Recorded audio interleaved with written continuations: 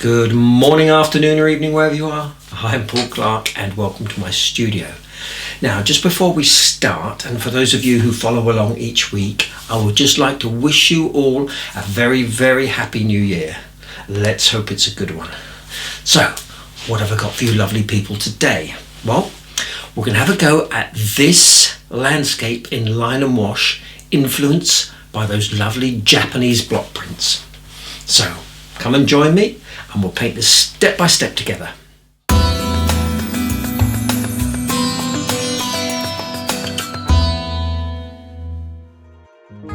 So, I've always been a big admirer of these Japanese block prints. I love this illustration style with the fine black line work with bright, vibrant colours.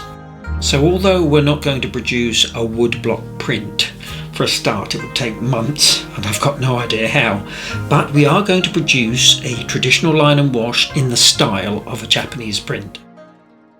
So what could be a better time than to do a paint review on these Japanese watercolours, Kuretake Ganzi Tambi. Now, I've been wanting to try these out for some time, ever since one of my students brought them into one of my classes. Now, they're not exactly the traditional transparent watercolours, being more slightly opaque and milky in their consistency, but I'm looking forward to trying them. Now, this set is the set of 36 colours, including white and 3 metallics. Now, the first thing you'll notice is the size of the pans. Enormous. Especially when you compare it with a standard half pan. It's at least 4 times the size. So these are very good value indeed. And I paid just under 40 UK pounds for these, so I should be able to work this out in my head. That works out at about £1.11 for each pan. Now that is an amazing price. Now on the back of the lid is this very useful swatch chart with the names in English. So I'm not going to bore you watching me swatch them all out. So with a little bit of editing magic. Now it's definitely worth doing this because with some of those darker colours it's very difficult to see exactly what colour they are. So I tried a bit of colour mixing with these 3 primaries and you can see they blend very well. They all re-wet very easily, the pigments are very bright and they do all the things a good watercolour should do, including some splattering, some salt effects and backgrounds. Now I've got to say, even before using them on this project, they get the thumbs up from me. Okay, so for today's materials, my paper is some Winsor & Newton, it's cold press, £140, 100% cotton. It's on a block so won't need stretching, but any decent watercolour paper will do. My colours from the Kuretake range are lemon yellow, yellow ochre, rose madder, ultramarine, olive green and raw umber deep, and just 2 brushes from my range, number 12 and number 6 round. So before I started I had a little play around in my sketchbook just to get some ideas going. And of course I looked up plenty of reference on Google image search. Then I worked out a composition with a value study done in pencil. Next, using my drawing, I plotted a fairly detailed sketch, and this one is free to download from my website, link in the description below. So for the line work I'm using a 0.4 pigment liner, but any fine point marker will do. Just check first that it's waterproof. So I'm going to be fairly detailed with this, and this whole inking stage will probably take me at least an hour. So I'm going to speed it up a fair amount. Now the drawing template that I've provided is a much simpler version, so please don't feel that you need to put in this amount of detail. So here we have Mount Fuji, which is so iconic and appears in many Japanese prints. Incredible that they named a mountain after a film company. Now it's amazing to think that these original prints were made by carving the outline in relief into a wood block, then making one for every colour used. Must have taken months. But it's something that dates back to the 5th century and was the only method available for reproducing a copy of an image. Genius, really.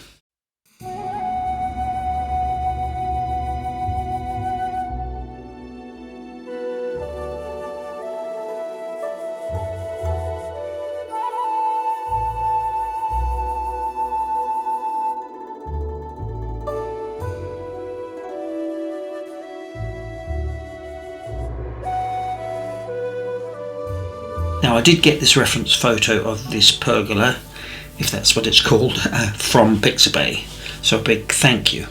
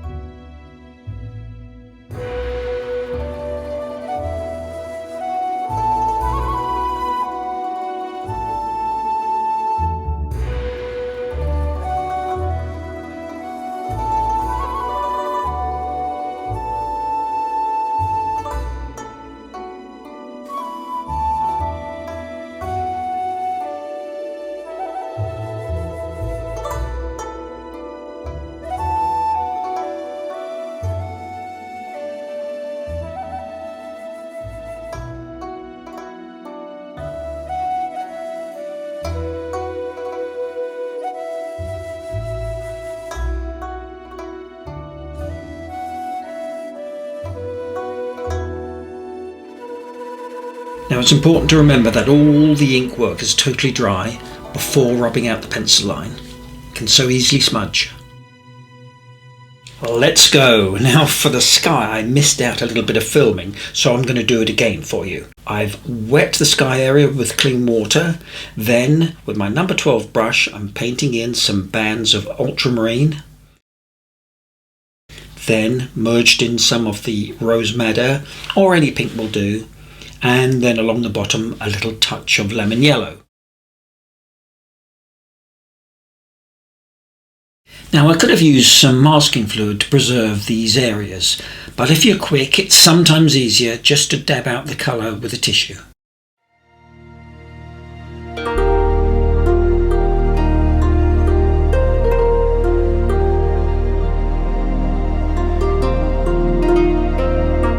Now, I should have done this little bit of sky earlier, but hey ho.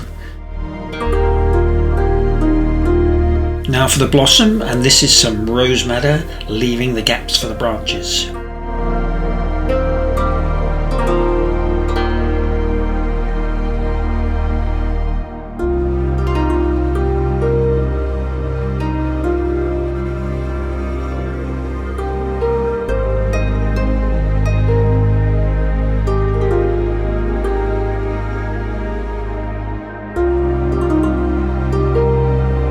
Dropping here into the wet a slightly darker value by adding in a touch of ultramarine.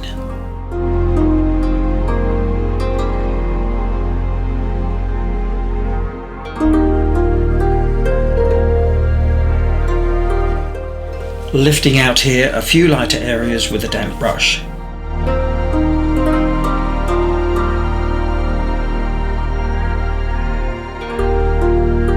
Now that this is dry, you can see a few areas where I've painted outside my ink lines. So I'm going to go back in with my pen to correct this.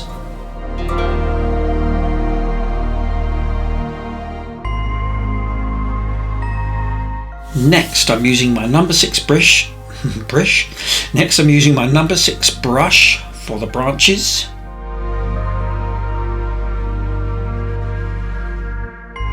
And for this wooded area, I'm laying down a light wash of yellow ochre and using my number 12 brush again.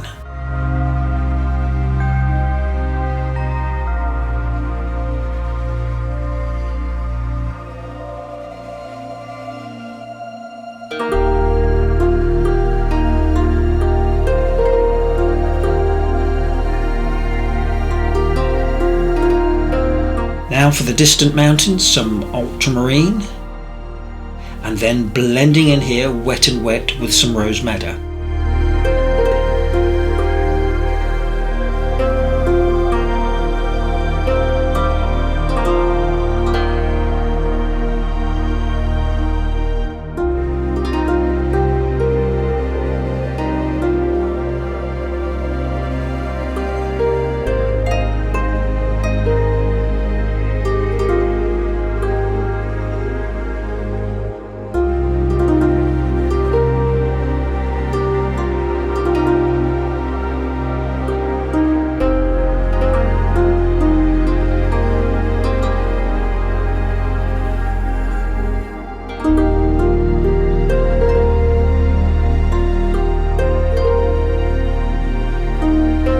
little touch of grey here, and I've used a mix of ultramarine with just a touch of raw umber deep. So here I'm using my number 6 brush and a mix of yellow ochre and the raw umber deep.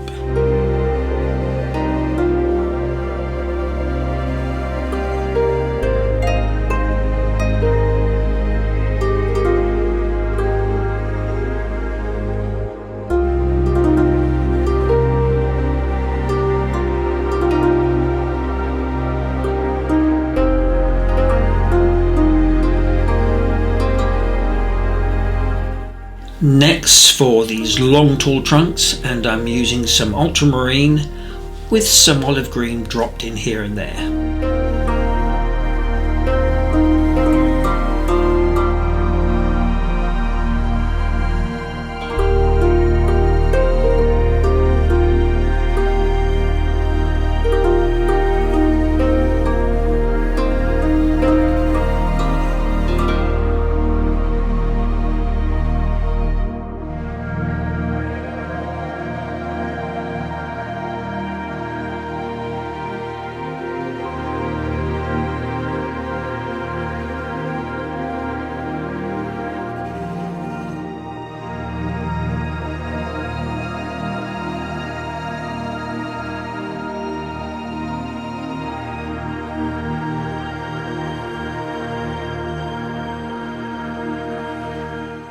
Now for the leafy bits, and this is just olive green with a stronger mix dropped in wet in wet.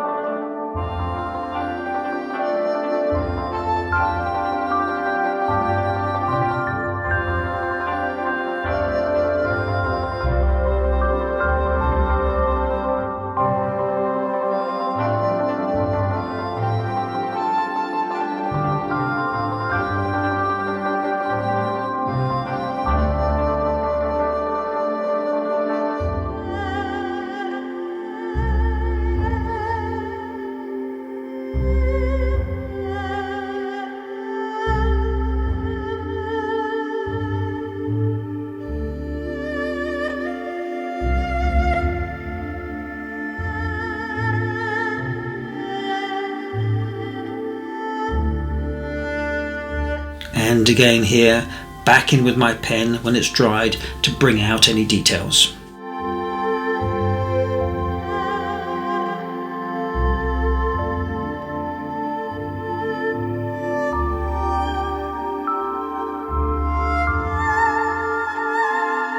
These distant trees in a nice wet wash of ultramarine.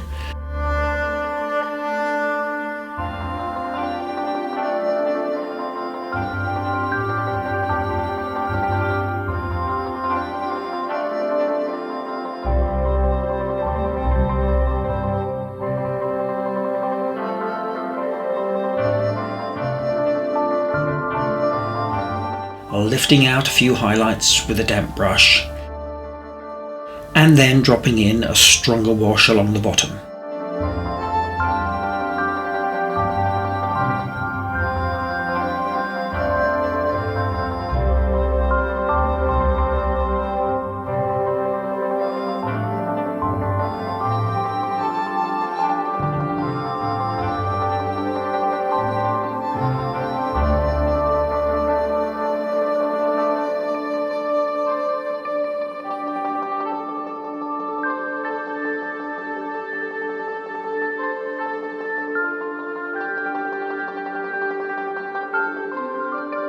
Now for these bushes, they are a mix of lemon yellow with just a touch of ultramarine.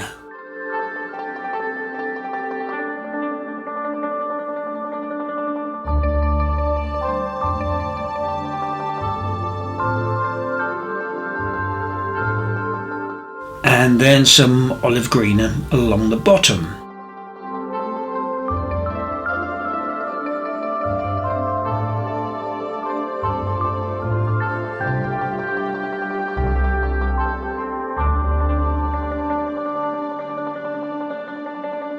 Next for this bush, Now what do you think? Could be azaleas possibly? Some rose madder with a touch of ultramarine dropped in.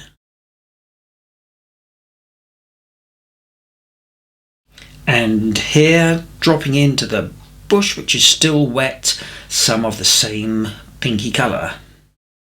Next for the pergola here. Now I don't think you need me to wrap it on and mention every colour, so I'll just list them below for a while and you can listen to some lovely oriental music.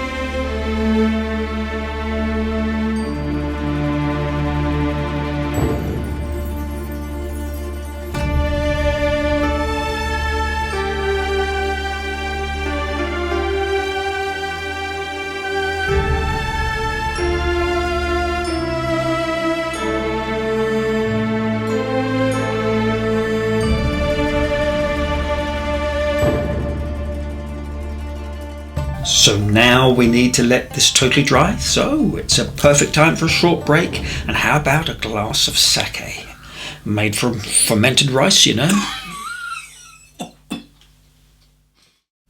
Okay, so now back with some shadow details and a fairly strong mix of the raw umber deep.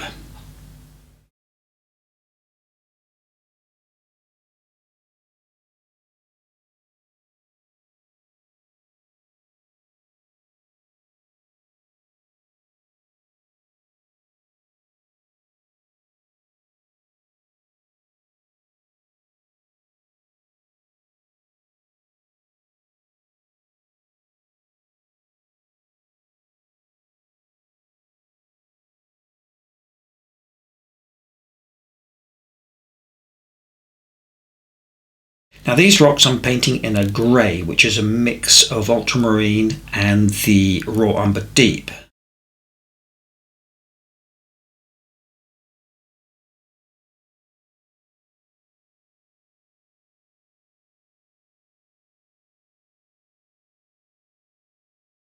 And with all these rocks I'm lifting out a lighter value with a damp brush and then dropping in a darker value underneath and on the shadow side.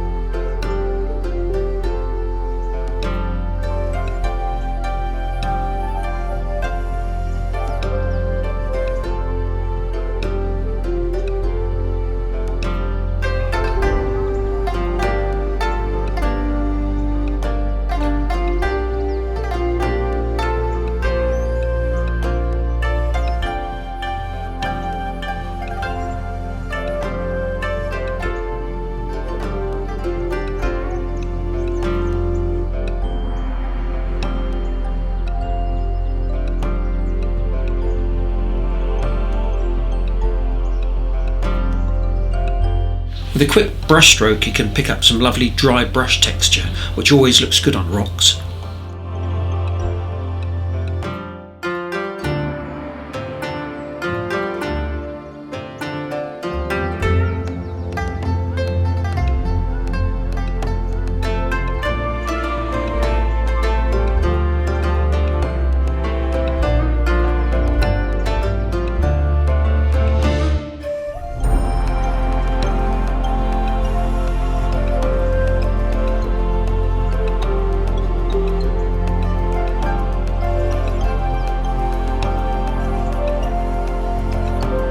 So regarding these Kuretake paints, now I have to say I'm suitably impressed. Now for me they act just like any normal watercolour. Now I'm going to read to you what it says on the packaging here.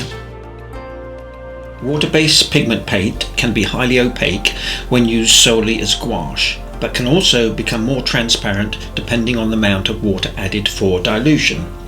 Now I have to agree with that. So if you're looking for a fairly inexpensive range of 36 colours, then I would highly recommend these. Now, I'm not sponsored by them in any way, but yeah, no, excellent paints.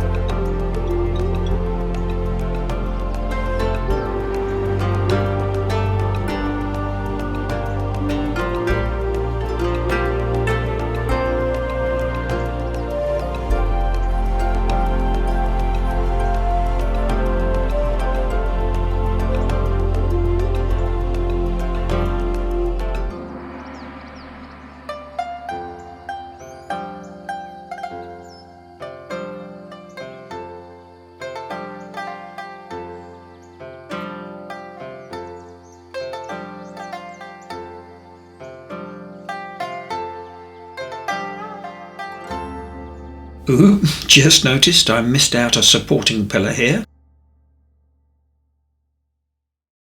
Now for the water, and it's important that you leave that white area directly below the waterfall. Sound effects please.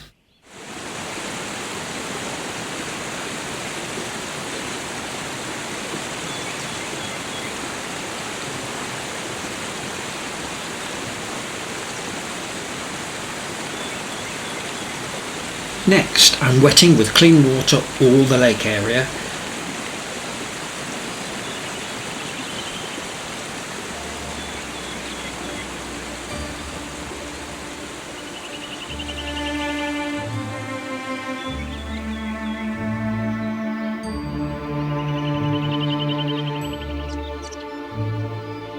Then dropping into the wet all the corresponding colours to match the above.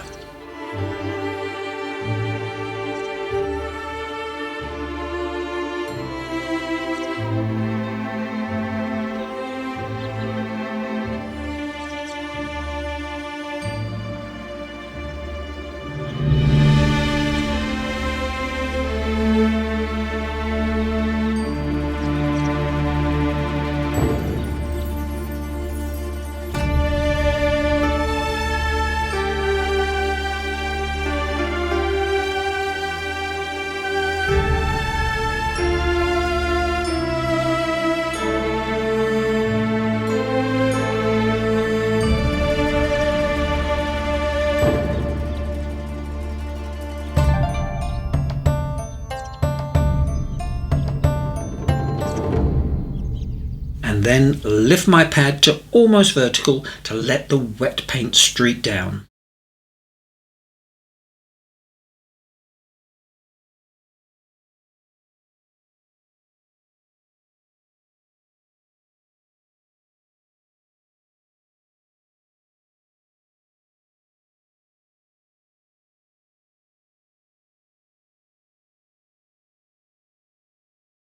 And here a little touch of spray just to keep things moving.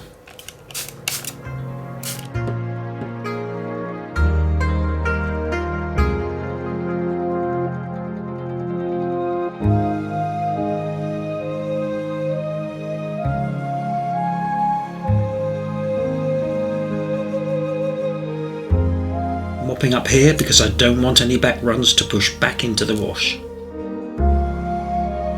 Right, so now this is totally dry, I can analyse the painting and bring out some further details with my black pen again.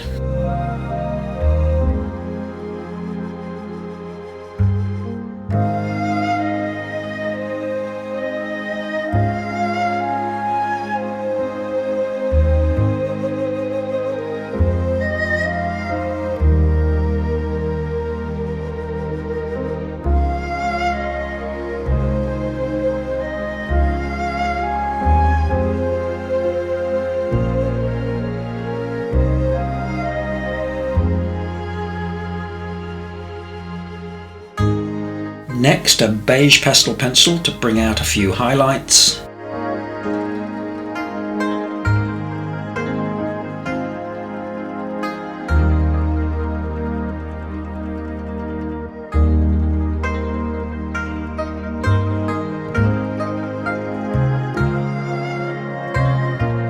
And then finally, a white pastel pencil.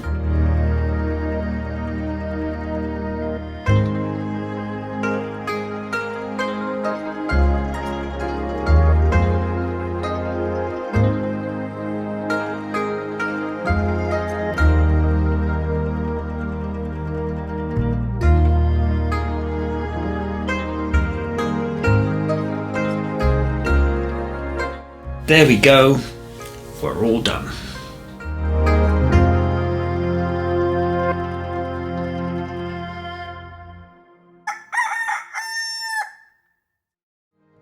So, looking at this now with fresh eyes the next morning, I've noticed from my sketch I have a much stronger shadow side to the pergola, and perhaps I need a little more foliage up here.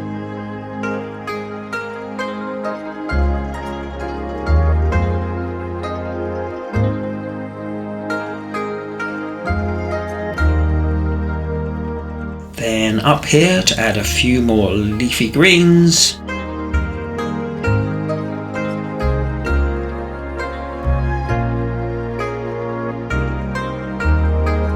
Now we really are done.